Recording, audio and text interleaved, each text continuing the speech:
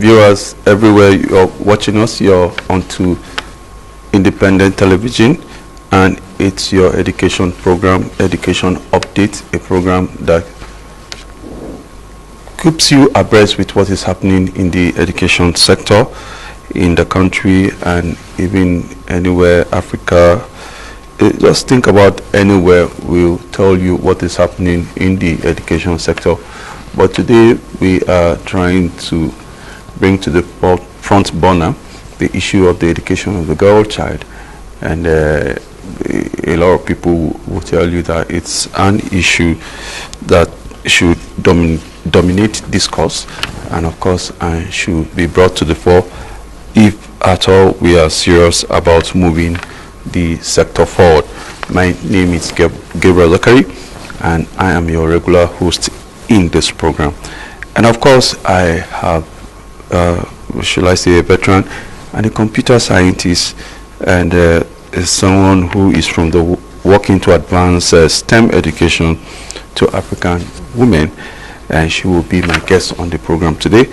She is no any other person but Sola Magaji. You're welcome to the program. Thank you. Good afternoon. Thank you for having me.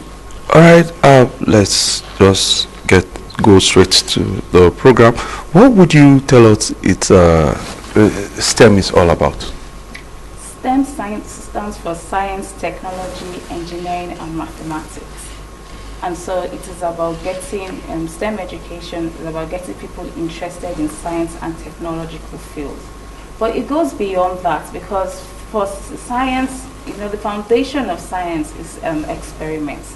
The foundation of technology is innovation. So it's not, so when we teach STEM education, why we teach it is because it instills problem solving, it instills creativity, it instills an innovative mindset in young people. It's not just about memorizing or just returning back to the teacher what was taught in the class. It actually builds inbuilt skills, critical thinking, creativity. It involves a lot of practical and hands-on experiments. And also, the world we live in today is just controlled by technology. So for any young person, to be able to relate and productively engage with today's world, the person needs to have technological skills. Okay, the person needs to have technological skills. And of course, you talk about experiments. It has to be empirical, right? So, why is it important for the girl child to have what they call early science education, STEM education, ECC like they call it? Okay. The reason why we are emphasizing and pushing for girls in STEM is because the representation of women in STEM fields is very low. In many places it's less than 30%. Now if we look at the effect or the impact of technology on our lives today, and then you realize that 50% of the population is not even represented in these fields, then it's a problem. I mean, everything we're doing on this show right now is controlled by technology. And if you look around your day-to-day life, the number of times you interact with technology is countless. Well, I'm saying in essence, why are we not going to exempt the girl child? They say it's a man's world. Why shouldn't it be male dominated? Why should we invite the girl child? Because that saying is a man's world is totally inaccurate. How can it be a man's world when 50% of the population are women? 50% of the population are female and are women and girls. So how can we say it's a man's world? It's our world. It belongs to all of us. So in every single field, there should be 50%. There should be 50-50 representation in every walk of life. And so STEM is a field where we realize that women are missing. Women are missing. Women are not ably represented, and we're trying to correct that. All right, women are not ably represented. Okay, let's take a cue from a state like the Federal Capital Territory. The capital of the capital of Nigeria, and we shall be talking to the Secretary of Education in the Federal Capital Territory, Honorable Sani Kato, who would hear how much involved are the girl children. The person you are calling is on another call so at the let's moment. Do hold on. Okay. Hello? We're going to hear from him, how much the girl child is involved, especially when it comes to STEM education. But let's see if we can get... Hello? Hello? All right. Good afternoon, sir. Good afternoon. How are you? Fine. Please, can you introduce yourself? You're on to education update on Independent Television. Okay, my name is Sani David Kasuzu, and I'm the Secretary for Education in FCT. Okay, so we are talking or pushing the interest of the girl child, especially in science and technology, engineering and mathematics, particularly what it's commonly referred to as STEM right now. How involved are the girl children in the Federal Capital Territory when it comes to this aspect of education?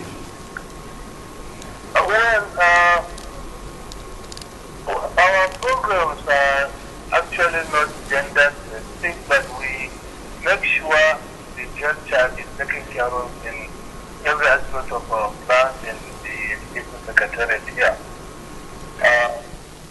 We have a gender unit which takes care of the interest of the girl child. But as for the curriculum, we have inducted all the girls in our schools. Like our schools are all co-educational, and we have purely girls schools like the one we have in Alaji. And we are giving adequate attention to the education of the girl child. Our math education department is taking care of all girls out of school. You have 1 minute remaining. In terms of giving them skills. We have just completed the civil competition, school civil competition, in partnership with the Ladi Memorial and UNICEF and the Federal Ministry of Education. So, like I said, while we don't have a specific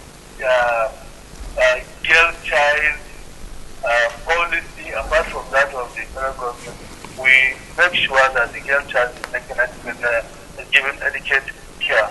All right, Madam Sani, we'll get back to you shortly. We have a guest in the studio here, and you will talk more on the girl child education in the FCT. Okay. Yeah. All right. He spoke on, I don't know whether you know that particular school, girls school in Duse in the Federal Capital Territory. All right. And maybe take us into the importance of why the girl child should study STEM. How relevant is it to her day-to-day activity as she grows up or as she becomes a woman? Okay. I find that a very interesting question, because there's an underlying assumption that STEM is relevant to the male child automatically and naturally. So why doesn't the same apply to the female child? They're both growing up in the same world. They're both expected to grow up to be productive and responsible citizens of this world. So whatever skill the male child needs to engage with the world in which she lives in, the female child also needs the same. So whatever we're teaching the boys, we also need to teach the girls the same thing. And whatever we're teaching the girls, we need to teach the boys the same thing. They might have peculiar challenges and peculiar obstacles to overcome, but they still have a lot of similar obstacles which they need to overcome. The basic needs of human beings are the same, irrespective of gender, food, shelter, and clothing. And every child needs to be given the skills which they will need to engage and be economically active so they can provide for themselves and whichever families they decide to establish in future. Okay, but you know that there are, if not ethnic biases, religious biases to the education of the girl child, and a lot of people, even in the 21st century, will tell you the role of the girl child. It's still, saddled with domestic activities, chores in the homes. And so you ask, okay, if she reads computer science like you did, how is that relevant to her home and to the society? Yes, there are ethnic biases, religious biases, cultural biases, but these biases are wrong. They are wrong. And let's look at. But they are practical in our situation, in our environment. They pertain. Yes, they are prevalent in some areas. Yes. But these are the things this is why we are here fighting the fight we are fighting, because we are battling these perceptions and these biases. Now, studies have shown that nations that have attained gender equality in many sectors are the more prosperous nations of the world. Nations with wider gender disparities are the poorer nations. And that's why you see a country, Nigeria, where at the end of at the poorer nations end of the spectrum. If you want to achieve true national prosperity, you can't leave 50% of the population behind. You have to carry everybody along. And so that's why we need to overcome these negative biases. Culture is not stagnant. It's meant to change and evolve. All right, let's get hello sir, let's get back to Honorable Sani El-Katuzu, the Secretary for Education in the Federal Capital Territory. So you said earlier that the FCT is gender friendly, and you made mention of schools, of course, that are specifically, meant for the female folks. Now, there are biases in ethnic and religious biases concerning the education of the girl child. But has that influenced your decision in the Federal Capital Territory when it comes to policies that favors the education of the girl child? Well, to the best of my knowledge, all the religions, the two main religions practiced around this area have encouraged the education of the girl child. And therefore, we would say specifically we are using any religious bias in our policies for the girl child. But more than the boy child, because knowing fully well that educating a girl is educating a nation. So it is not like we have any religious biases or we base our policies on any religious intention. But it is a deliberate policy, knowing fully well that it is very important to educate the female child. And we do it conscientiously, believing that will do better for the society. Okay, that will be better for the society. Maybe in a nutshell, before we let you go, you tell us some of the policies that the Federal Capital Territory, has put in place to make sure that education is accessed by everyone. Well, first and foremost, we try to see that we expand our educational space, like encouraging our schools to expand and have more classrooms, so we admit more and we employ more teachers. Like very recently, we have employed 1,500 teachers, both for the secondary education board and for the universal basic education board. We provide better teaching aids and materials, and train and retrain our teachers, all to give the best that they can in our schools. Now, these are policies that are tailored specifically to see that we improve on our service delivery in the education sector. All right, we must thank you sincerely. That's how much time we'll have. We wish you come to the studio one of these days to tell us more about. I would definitely love to be there, but as it is always, the schedule of the office is so tight. Sometimes we can even give you an appointment and may not be able to make it, because as servants, we have bosses that can call us at any time and ask and give us assignments that we cannot refuse. So please, I beg you to bear with me, but I will definitely one of these days love to be with you and live on our programs. All right, viewers. Okay, thank you very much. We were talking to Honorable Sani El-Katuzu, the Secretary for Education in the Federal Capital Territory. And of course, in the studio here, we have Sola Magaji, a computer scientist, and of course, from the WOW Foundation, working to advance STEM education to the African woman. And sorry, before we spoke with Honorable Sani there, I was trying for you to be specific, on those things that you think the girl child can do, when she gets STEM education. Specific things, whether at home or in the society. Okay. I mean, we can start from the basics. even as a young girl, in many homes, girls are responsible for cooking and for cleaning and for taking care of their younger ones and the older people. Yes, my grandmother didn't need to learn anything in science, mathematics, or technology to have a very beautiful kitchen and a good food. That's true, but it can be improved upon. Science and cooking is science. Cooking is science-based. If you look at the whole concept of cooking, is chemistry and biology and physics. So if we teach girls, basic science, and they even advance in scientific fields, it will improve their cooking. My sister that is a scientist, actually, she gave me tips on how to make my shaki soft. If you like shaki, shaki is nice when it's soft. So she told me, she said protein molecules, because of the way they are bonded, it's better you cook them on low heat. Just reduce the heat and let it cook for a long time. But others too will say, my grandmother told me how to preserve onions. And she didn't go to any school. That is science. Science did not start in schools. Science started with civilization. So it's just that our schools have codified the knowledge, scientific knowledge that has been gained over the years from different areas, and they're teaching us. Unfortunately, for our grandmothers, our grandparents, they were already practicing science, but they were limited to the science that had been gathered by their own people and passed down through the ages. What schools do now is that science that has been gathered from all over the world, different cultures, different places, even from ancient days to modern methods, is codified and taught to our people. So it can only make your life better. It can't make your life worse. And then again, the life of a girl or a woman is not restricted to the kitchen or to the home. A woman should be, we have female engineers, because if you're going to design or construct a building, the building is not meant for only men. You also need to consider the needs of a woman in this building. So you need a female perspective. And so you need female engineers. I don't get, you need a female perspective to design a building. Yes. The staircase or where?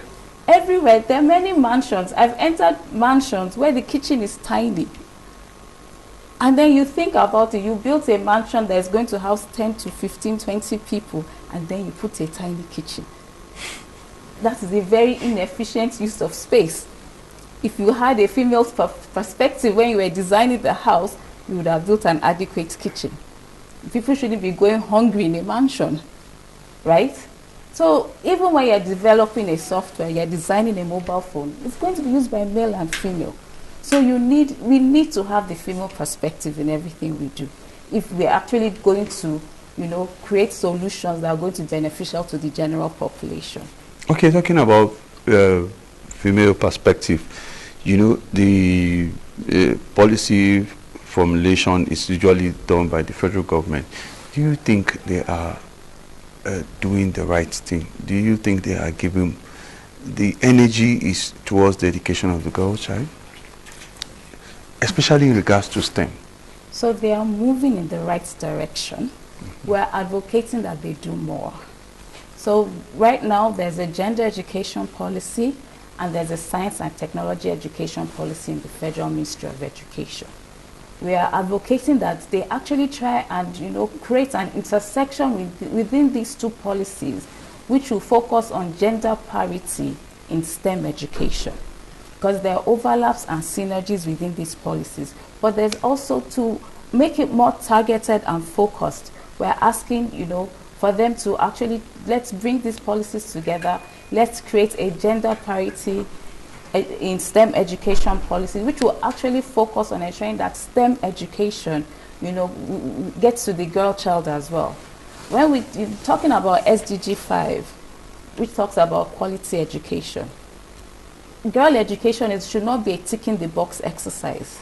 It's not just about, we're doing girl education. No, we need them to enroll in school. We need them to stay in school. And we actually need to have solid, tangible learning outcomes from the time they spend in school. If a child goes to school and spends, 934, spends 12 years in school and comes out and cannot read, or cannot write, or cannot, do calculations, that's a waste of the child's time. So those are things we're advocating for, not just ticking the box, but quality education for the girl child. When we're talking about quality education for the girl child, are you impressed with at the point where we are now? In Nigeria? Yes. Definitely not. I was at an event that was hosted by the Ministry of Women. You will just oppose it with, particularly where in the country, you know, we know where the education of the girl child is at the very low in this part of the country. You know, when we talk about the north or the south, we know that the education of the girl child is almost basically at the very low in the north. I agree. Some regions are worse off than others, but even the best of our regions is not good enough. Is there a pointer? Is there a particular region now that, you know, especially in a foundation like yours, have you done an assessment and see that there's a particular region in the country that you can see, yet they are better off than the other? We have not done the assessment, but these statistics are available. The statistics of educational outcomes, UNICEF, UNESCO, they do this work. So, but let's go to the point of sensitization, you know, and letting the girl child herself know, you know, no matter how, like they say, you know, in our local adage, you can take a horse or take a horse to the water, but you know, force him to drink. Yes. From the, and a lot of people say that the girl child herself is her own undoing when it comes to her education. I think that's a very unfair statement. The reason why sometimes it seems like the girl child herself is reluctant to go to school, I mean, there's so many reasons. One fundamental reason is that even the girls are raised to believe that their ultimate destination is the kitchen. When everybody around you, your parents, your uncles, your aunties, your friends, even your teachers are telling you that at the end of the day, you're going to end up being somebody's wife and stuck in the kitchen. I don't think so, because there are girls, a lot of girls that are still doing well in schools these days. Yes. You know, in international exams or West African exams, you know, in WAEC, in JAM, the girl child has performed exceptionally well. Yes, there are lots of girls doing well today, and that is because somebody somewhere encouraged them. It says what they say, it takes a village to raise a child. The girl child herself cannot do it on her own. I was in a forum recently where, like, we were talking to women in STEM, and many of them mentioned, "Oh, my father encouraged me. My father encouraged me." Because the society doesn't encourage us automatically. That encouragement doesn't come to us automatically the way it comes to a boy child. So somebody goes out of their way to encourage this girl child, to encourage these girl children, and to pull them up. So we need to silence these voices that are discouraging these children. Another thing, we need to make our schools environment safe. If a girl thinks when she gets to school she's in danger of gender-based violence or danger of sexual harassment, she's not going to go to school. She's not, even if she's in school, she cannot learn. Another thing, at home, because when I mention quality education, we need to make sure we don't overburden these girls with household chores. Household chores should be divided equally between male and female children. Household chores are very good. They are character building. They instill discipline. Every young person should know how to take care of him or herself and his or her surroundings. But this should apply to both male and female children. So those are a few of the things we can do to encourage. But can you match her intelligence quotient, you know, her IQ with that of the male? There's no physiological or biological limitation on a girl child's intellect.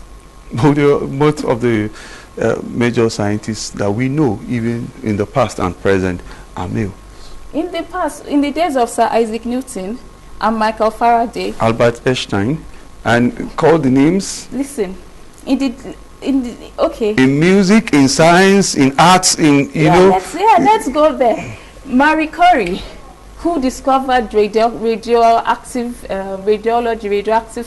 materials, they refused to acknowledge her contribution and they gave the credit to her husband. Albert Einstein, his initial calculations, he had a female who was working with him and she was never credited for the work. There were 3 black females in NASA who helped put the man on the moon, and they were not acknowledged for almost 50 years. Why is this so? Because the society did not feel that women could do it, and the society did not feel that women's contributions should be recognized. So it's not that they were not there, they were there, but you know, he who controls the narrative writes the history. So Well, excluded from our history. All right, Sola Magaji, you're a computer scientist, and of course working to advance STEM education in Africa from the WOW Foundation. I must thank you sincerely for coming to the program. And it's interesting topic, you know, especially knowing that the girl child, it's our mother, it's our sister, Yes. it's our friend, it's our colleague, you know, and it's a subject that is there to not only your hearts but also our hearts, because we love our mother, we love our daughters and all that. Thank you for coming to the program, Sola. Thank you very much. We for hope having to me. see you again. All right, Thank viewers, you. that's how much we are going to take on the education update today. We have been looking at the prospects and the education of the girl child, and it's an interesting topic and not one that will just take this time. Until we come your way again with another topic on education update, my name is Kyo.